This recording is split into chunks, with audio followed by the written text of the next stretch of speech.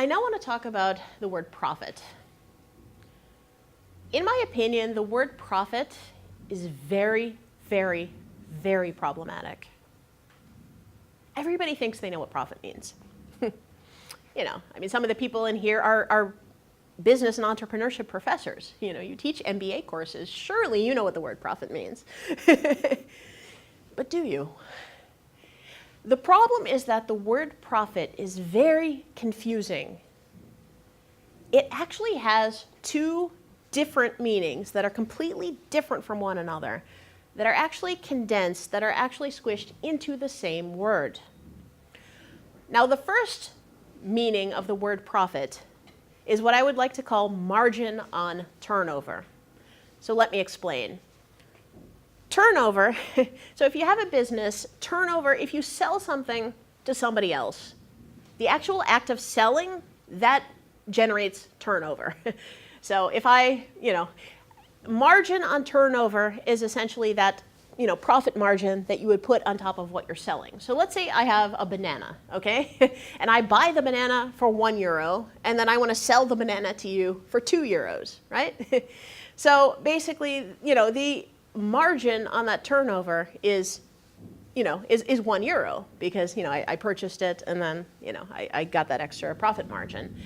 Now, I would say that if you do not have turnover, by definition, you're not a business. Because if there's no turnover, you're not selling anything. So turnover is essential to having a business. You also need to have margin on turnover. Margin on turnover is also essential to having a business. If you don't have any margin, then you have nothing to reinvest into the platform of your business. So the entire platform of your business is going to fall over. So I would also argue to say that I believe that margin on your turnover is also essential to running a business. Okay? So that's the first meaning of the word profit. The second meaning of the word profit, however, is dividend. Dividend is as I mentioned before, is the value that is extracted out of your company, usually in the form of stock. Well, could be with exits later, but nonetheless, this extractive element, not only is it completely non-essential for business, it's actually harmful. But the problem is both of these meanings are combined into the same word. So people can say with a straight face, well, of course you need profit to run a successful business. My business has to be profitable. What else do you think? And it sounds really logical. But which meaning of the word profit are you talking about? If you're talking about the margin on turnover, I totally agree with you. But if you're talking about the dividend, no. That is completely unessential, and we should actually try and avoid it. But the fact that these two meanings are combined into the same word, this is the system. We like to complain about the system, right? But this is staring the system straight in the face. And when I first thought about these things, it's like taking a step back. And to me, it felt like seeing The Matrix for the first time. And at that point, then you need to ask yourself, am I gonna take the red pill or am I gonna take the blue pill? Can you just continue with business as usual? Or are you going to just step out of that system and start looking for different ways?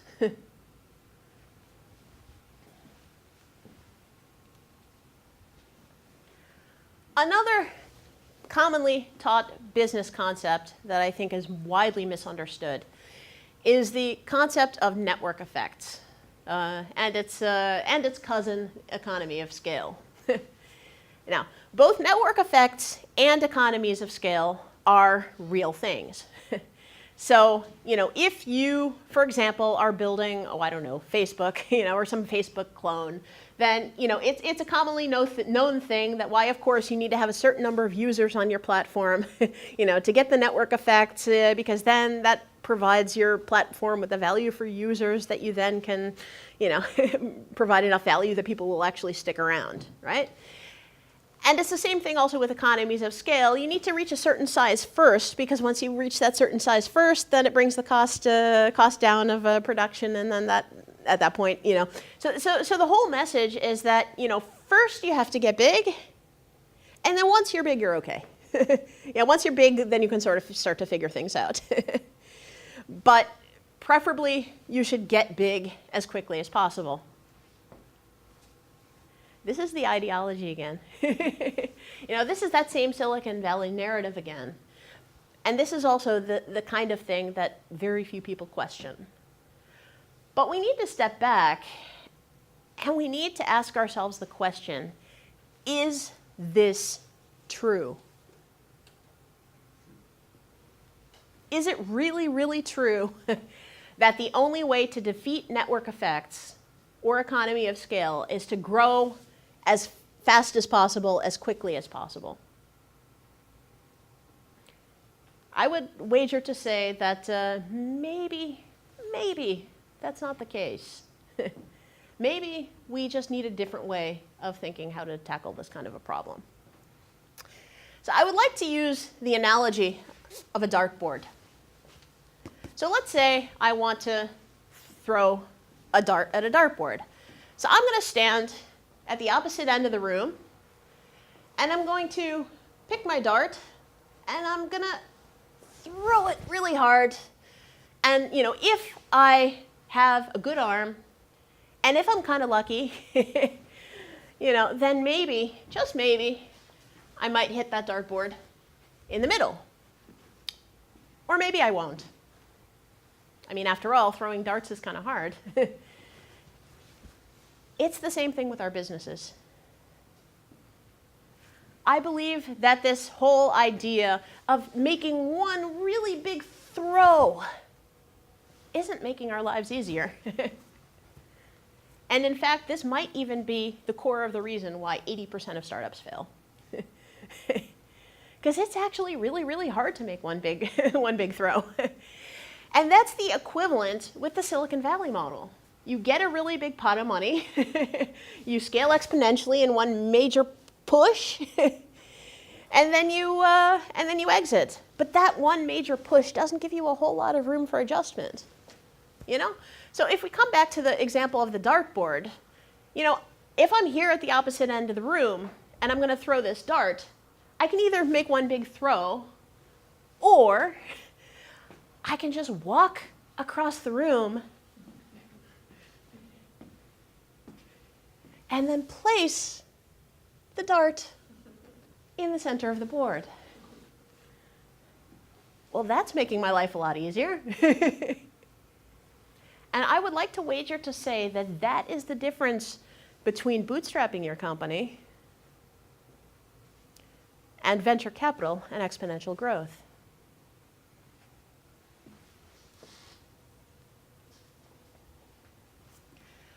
One particular example that I like to use is looking at, for example, Spotify and this up-and-coming Spotify clone for classical music called Primaphonic. Not sure if you guys have heard of it. So Primaphonic is a really nice-sounding startup. They want to basically become the Spotify for classical music. Nothing wrong with that. I mean, classical music, I like classical music, And if we can find ways to get classical musicians more fairly paid, I'm all for that.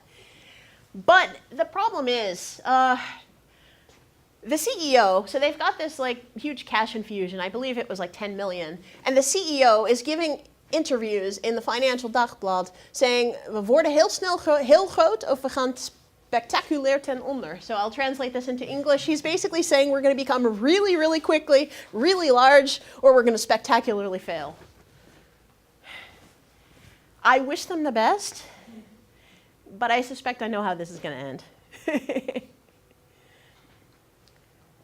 So they have this huge cash infusion, and Primaphonic is busy trying to collect the entire catalog of, library of all classical music in the universe, because they believe in these network effects, right?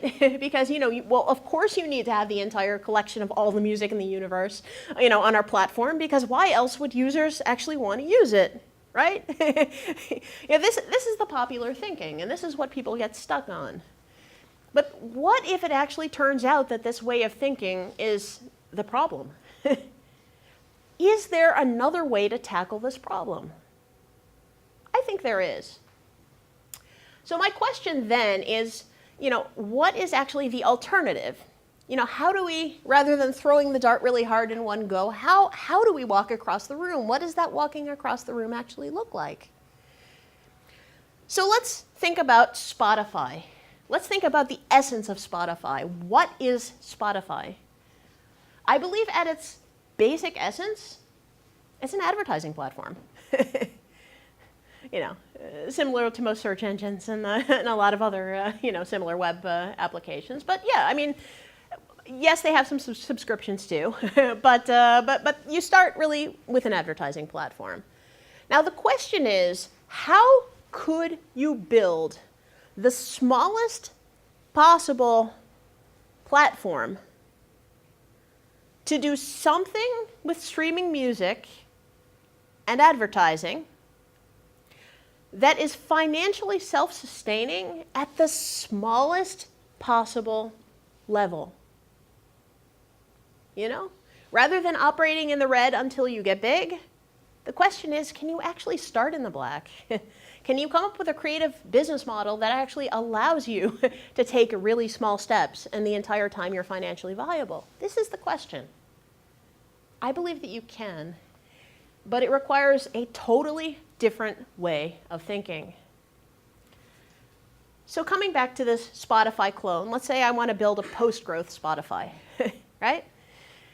So what I'm going to do is I'm going to start with what I'm going to call a minimum viable platform. So taking the concept of an MVP, but just making platform rather than product. What is a platform? Well, a platform typically is some kind of a, how do I say, it could be either human or IT based. And it's a platform that matches producers with consumers. So we all know about platforms nowadays, in business. I mean, like Uber is a platform. Airbnb is a platform. So we know what it is. I mean, it's like with Uber being a taxi company without any vehicles, and Airbnb being a hotel company without owning any real estate. I mean, sharing is the new owning, right?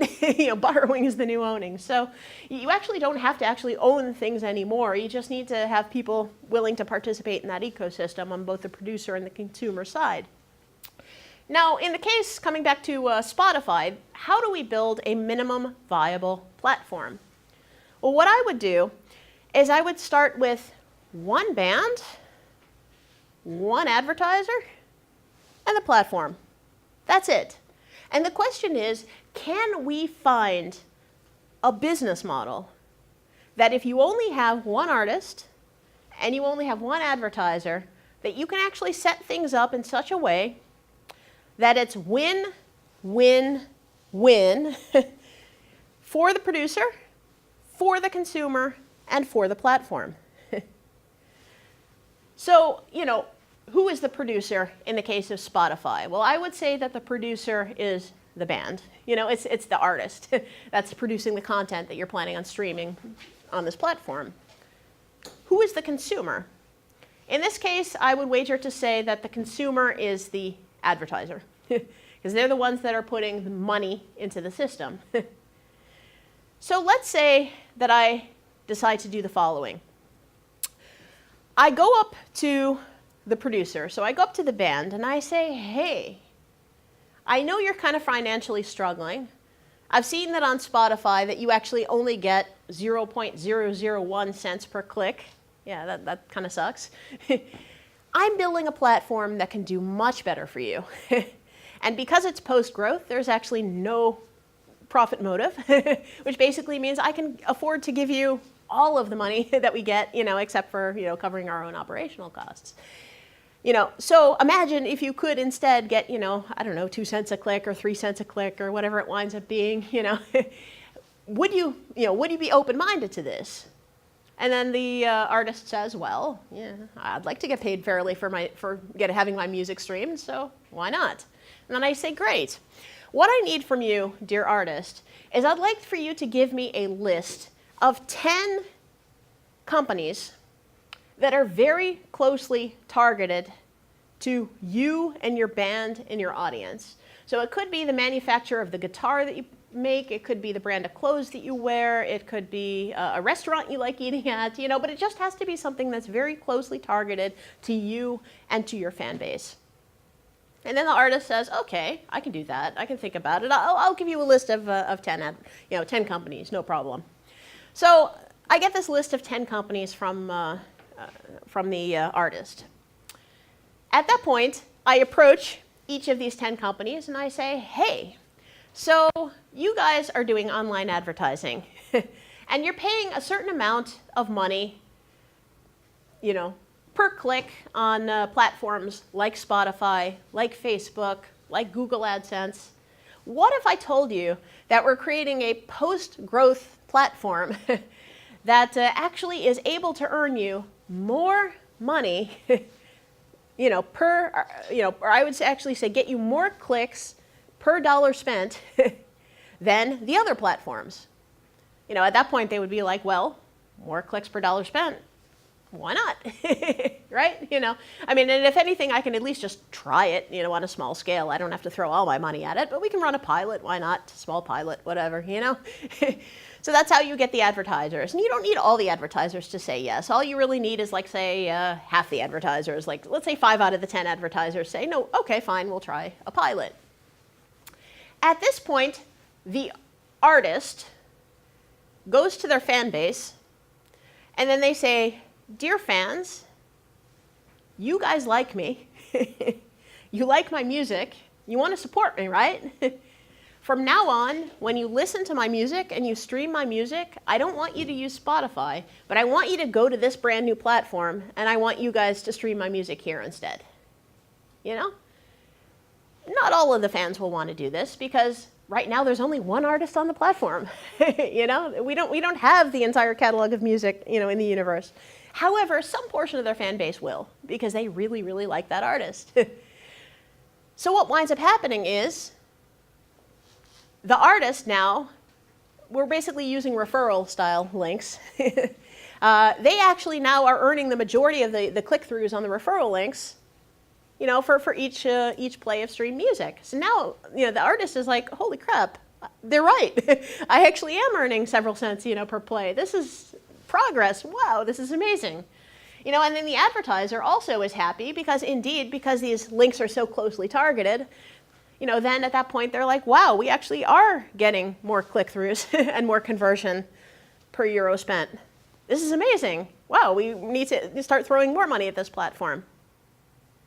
So what you've got is everyone's happy. Win, win, win. What happens at that point? The artist talks to their friends. And the artist says to, they're friends with some other bands, and they say, hey guys, you're not going to believe this. I discovered this platform. This is absolutely amazing. I actually am getting paid fairly for my music being streamed. This is unbelievable. You guys really need to sign up for this. And that's how it grows. And then at that point, you start getting a second artist, and then a second set of 10 advertisers, and a third artist, and a third set of 10 advertisers. But the whole time, we're extracting just a small enough amount to keep the platform running. But there's no dividend, there's no extractive element, there's no huge bonuses and Silicon Valley excesses and no big fancy offices in San Francisco and all this kind of stuff that makes some other companies a little less profitable. But because we're operating in the black the whole time, it means we can actually afford to grow slowly. But the truth is that growth might not be as slow as you think. Because of course word of mouth spreads virally. And things that spread virally, and things, you don't actually need sales and marketing for that. If you're actually providing true value to the world, then these kinds of things market themselves, and they sell themselves. So at that point, once you've got enough indie artists that follow their friends onto the platform, let's say now you've got a critical mass of 10 artists. 10 turns into 100. Once there's 100 indie artists there, then all of a sudden a record label says, gee, I wonder if we could get a better deal on this new platform too.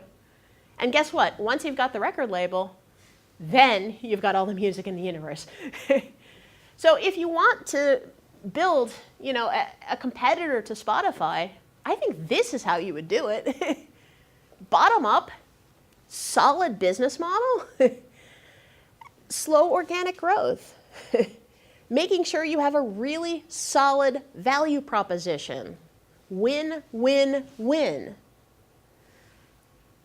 This, I believe, is how we can unseat the network effects, because it actually enables you to survive for long enough to eventually be able to grow that size. And guess what? Even if you don't grow to that size, who cares? You're still financially viable. So my question is, with this particular model, how many other applications can we apply it to? Let's take Facebook. Facebook clones, for example. People have been attempting to build Facebook clones forever. The Diaspora, of course, came and went. We've got Mastodon nowadays. I wish them the best, of course. But all of them face that same essential problem. And it's the same thing as with the Spotify example. They're going to start with a big pot of money, whether it's venture capital or crowdfunding or subsidies or some combination of all three of these things. And then they've got the runway. They're going to make that one big throw. And then they're going to hope by the time they finally run out of money that they've gotten big enough that they can defeat those network effects. And every single time, it keeps failing. Well, it turns out that Facebook is also an advertising platform. Can we think maybe really, really carefully about how we could take this business model problem, turn it on its head, and create a minimum viable platform that will allow us to create a similar platform from the bottom up, being in the black financially at every single moment and having slow organic growth? I don't think anybody has ever tackled this problem this way, but I think maybe we should start thinking along these lines.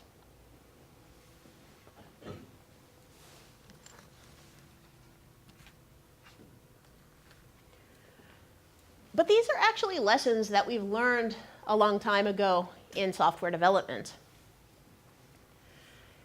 Software engineering started with this thing called the waterfall model. There might be a few software engineers in the room, but the waterfall model can be described as follows. You think about the requirements, you architect your solution, you build your solution, you deploy your solution, and then you pray like heck that you made all the right decisions. Now, needless to say, the waterfall model of software engineering is obsolete now. We've moved on to different things. Now we've got agile, right? And what is agile? Well, agile is making rapid iterations. So what you do, daily stand-ups, 2-week scrums, you're reevaluating your situation at every moment and then, making a small course correction and then making a reevaluation and then making another course correction. DevOps has even taken it a step further. What DevOps does is you start with the smallest possible atomic unit of software. You put unit testing on it to make sure that it maintains its integrity, to make sure that, as you're building things, that something doesn't change in your units with integrity that somehow messes up the whole thing later. And then you have this thing called continuous integration and continuous deployment. So every single time you're making a one-line change even, to your software, you're recompiling it, you're rerunning it, you're seeing, did anything previously break, and you're building that out really, really slowly, making sure that at every given moment in time you have something that's fully tested, fully deployable, and fully working. This is the way that software is done nowadays. If you look at companies like Netflix, Netflix is famous for their DevOps. And they're famous for having upwards of 1,000 deploys per day. This is the state of the art, of course, in software development. But my question for you is, if this is the way we figured out that we're supposed to do software design, why is it different with how we're building our businesses?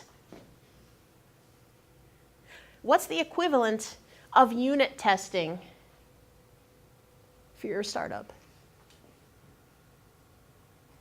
What's the equivalent of continuous integration for your startup or continuous deployment? Ask yourselves these questions. I would wager to say that agile is somewhat of the, or I should say lean startup is kind of the agile of entrepreneurship.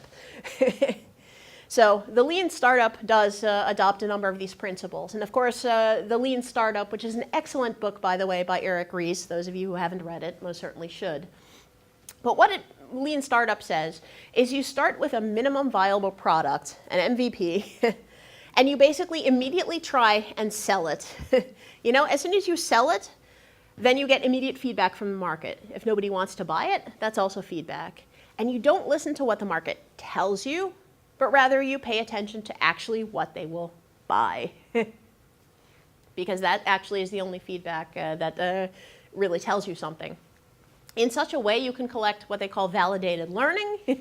And based upon that validated learning, it enables you to pivot, which essentially is making these small course corrections, which then allows you to be able to launch the next MVP and then gather more feedback, rinse, repeat. You know, and this is the difference between, again, throwing that dart with one really big throw versus taking steps across the room, because you need to be able to make these course adjustments as you're building your business. But the problem is, though, that, I mean, yes, the lean startup methodology is embraced by the startup ecosystem, but they only bring that really into play after you've got the venture capital. You know, that's the moment when, you know, the startup ecosystem wants you to start small and organically grow. Like that makes any sense.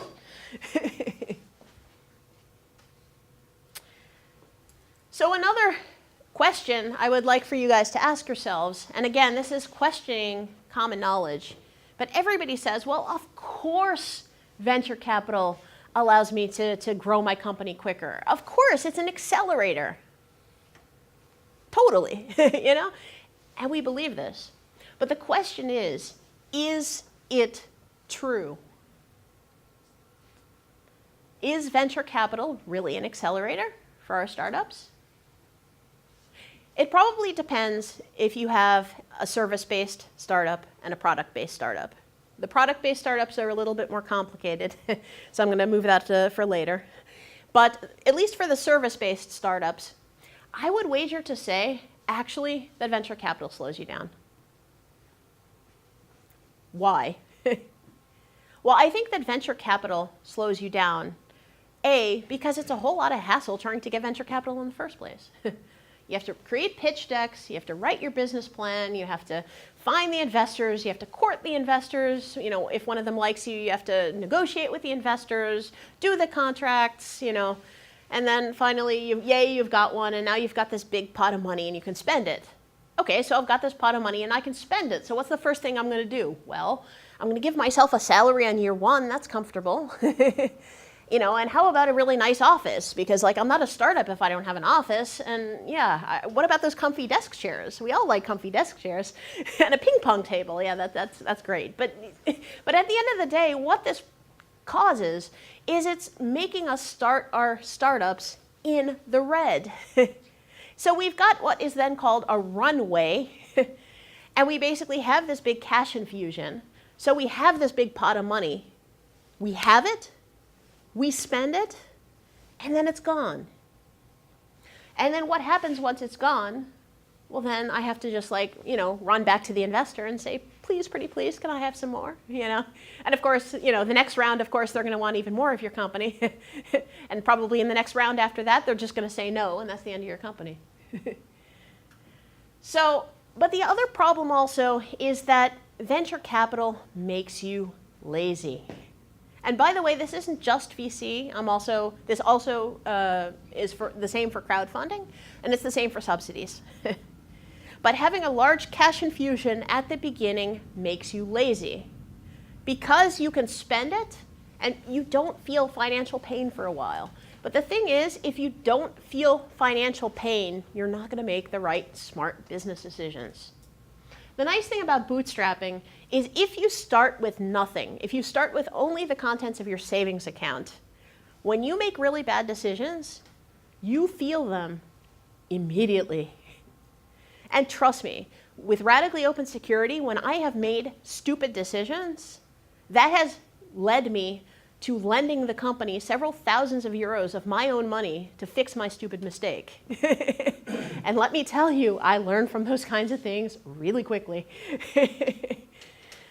So this is the point. You get the feedback from the market, and you're not buffered from the pain of bad decisions when you're bootstrapping. And that actually forces you to get your business model right early.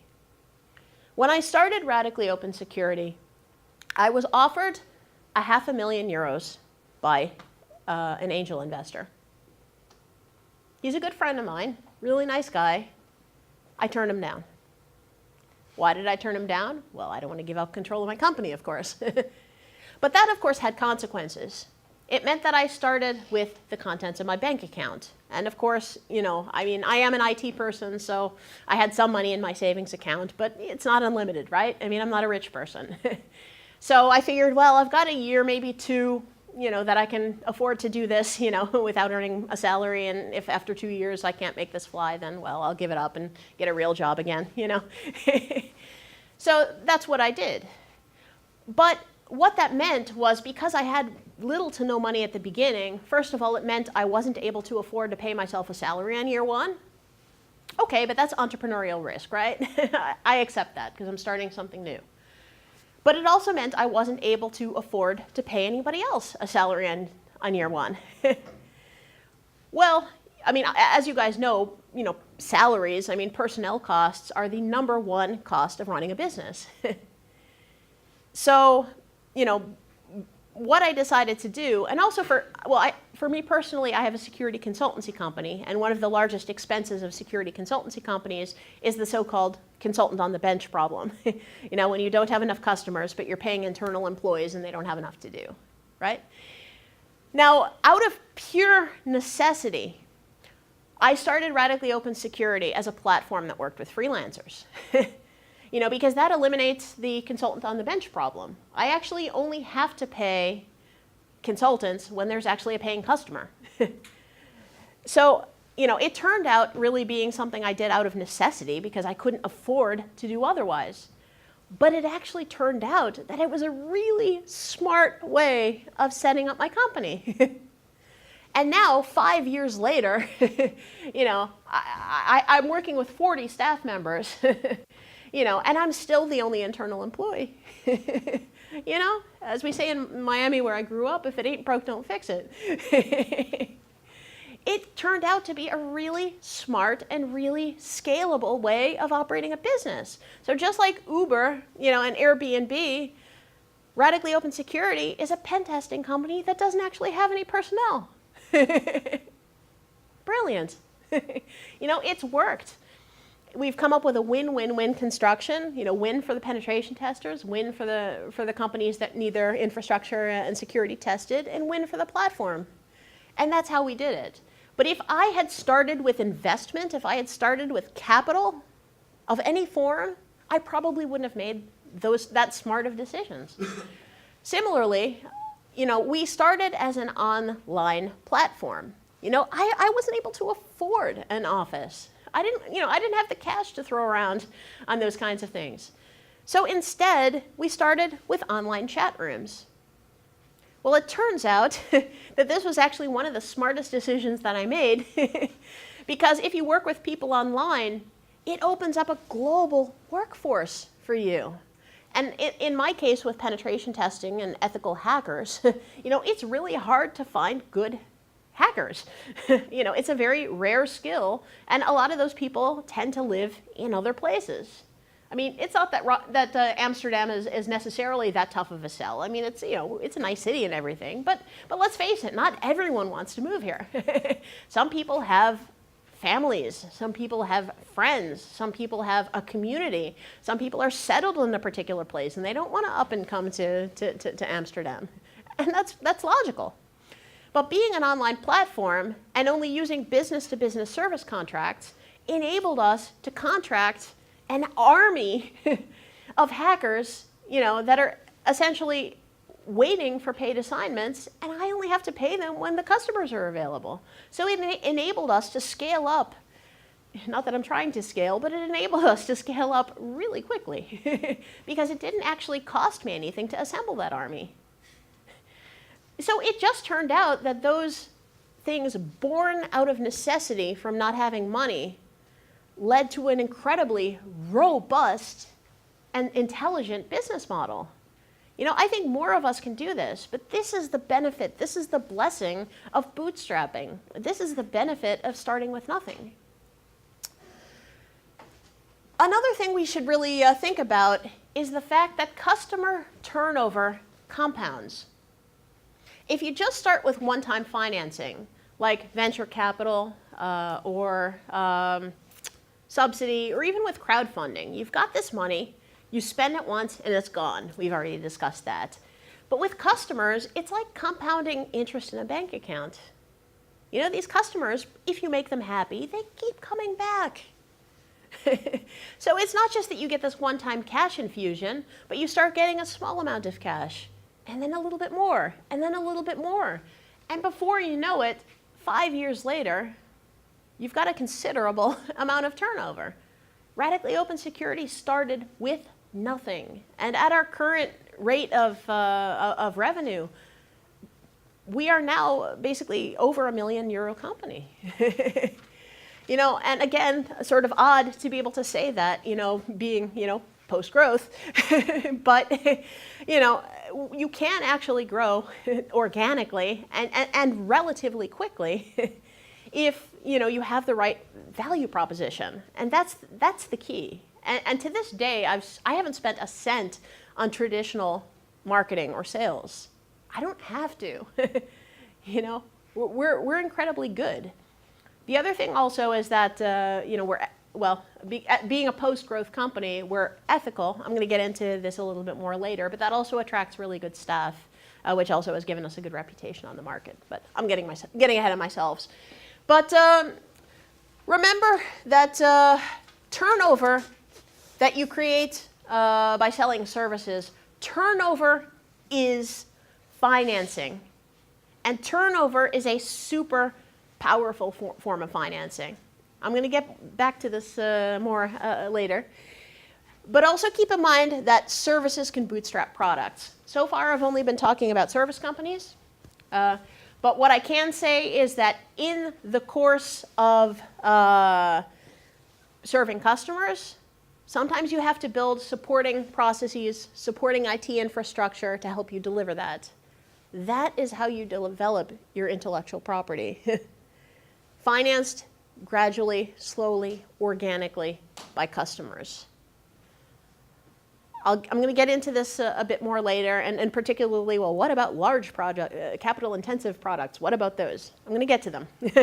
But this is the essence.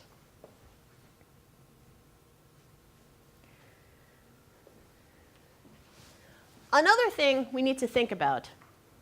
In computer security, we've got this principle called security by design, right? If you want to make something or build something that's secure, you need to start by building security into the core and then building outwards. You can't just slap security onto something and then think it's going to be secure. It's the same thing with ethics. We need ethics by design. You can't just take a fully formed company, slap a corporate social responsibility Band-Aid on it, and then think that the whole thing is ethical. It doesn't work like that. So this is another one of those principles. Start small, basic, simple, build out organically. And I want to finish up this particular section of this training by talking about education. Economics education is broken. Occupy Wall Street organized a walkout on Greg Mankiw's EC10 Introductory to Economics class at Harvard University. The students stood up and said, we do not want the ideology that you are teaching in this class. And they walked out. As a response to that, the students then created their own student associations like Reinventing Economics and the Post-Crash Economic Society, in which they said, we are going to think about how to redesign our economics curriculum to bring it up into the current century, to actually think about how we can solve today's problems.